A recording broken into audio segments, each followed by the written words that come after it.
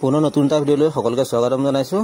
আজি হৈছে মানে এনেকুৱা গৰম, সেইকাৰণে আমি আজি বোলো আমকে খাওঁ। সেইকাৰণে বাৰীৰ পৰা আম কেইটামান পাৰি আনিলোঁ। আমৰ লগৰ কাৰণেতো দিবলৈ জলকীয়া কেইটামান লাগিব, সেইকাৰণে বাৰীতে এইবোৰ মেম জলকীয়া আছিলে। আপোনালোকৰ বাৰীবিলাকত এনেকুৱা মেম জলকীয়া থাকে না জনাবচোন। আৰু দেখিছে কি ধুনীয়াকৈ পকি আছে, পকা চাই কেইটামান বাছি ল'লোঁ। আৰু এইকেইটা দিলেহে আমৰ লগত খাবলৈ ভাল হ'ব। এইফালে কলপাত চলপাত কাটি ল'লোঁ। আৰু এয়া লেপেটা কাঢ়ি পকাতে বহি গৰমত মানে কাপোৰ পিন্ধিব পৰা নাই, মানে ইমানেই গৰম উঠিছে। সেইকাৰণে এতিয়া লাহে লাহে আমবোৰ কাটি লৈছোঁ। আমবোৰ বাহিৰৰ পৰা যেনেকুৱা ধুনীয়া, বাহিৰৰ পৰা গেলা, মানুহৰ মনবিলাকৰ নিচিনা। বাহিৰে ধুনীয়া, ভিতৰে বেয়া। আৰু ইয়াত দেখিছেনে এইখিনি আম ওলালে। এতিয়া ইয়াতে নিমখ তেল দি জলকীয়া দি ধুনীয়াকৈ সানি লওঁ।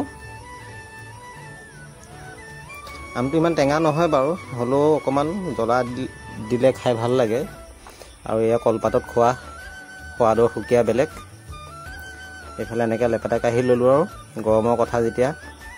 আৰু আমৰ লাষ্টত এই থকা জোলকণৰ কাৰণে সদায় টনা আজোৱা হয়, সেইকাৰণে মই কাটিছিলোঁ কাৰণে ময়ে খাই দিলোঁ।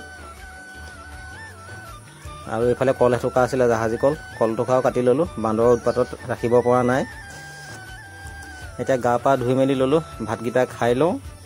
ভাত মানে আজি মাছ আছে, এয়া মাছৰ কণী আৰু পেটু আছে, এইখিনি জ্বলা বনাব লাগিব। এয়া মাছৰ লগত জিকা তৰকাৰী বনাব লাগিব। এইফালে জিকা কাটি থোৱা আছে। এতিয়া মাছ চাছখিনি ফ্ৰাই কৰি লোৱা হওক। আৰু এয়া কলপাতত ভাত ৰেডি।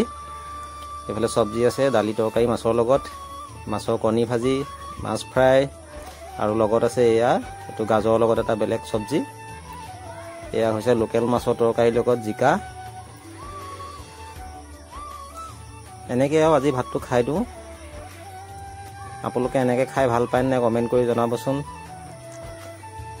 আৰু কলপাতত ভাত খোৱা সুকীয়াটো বেলেগ, এটা মানে বেলেগ ধৰণৰ সোৱাদ আহে। আৰু কলপাতত বহুত ভিটামিন থাকে বুলি কয়, সেইকাৰণে সকামবিলাকত সদায় মানুহে কলপাত ইউজ কৰে। আৰু চাউথ ইণ্ডিয়ানবিলাকতো সদায় হোটেলতে হওক চবতে হওক কলপাততে খায়।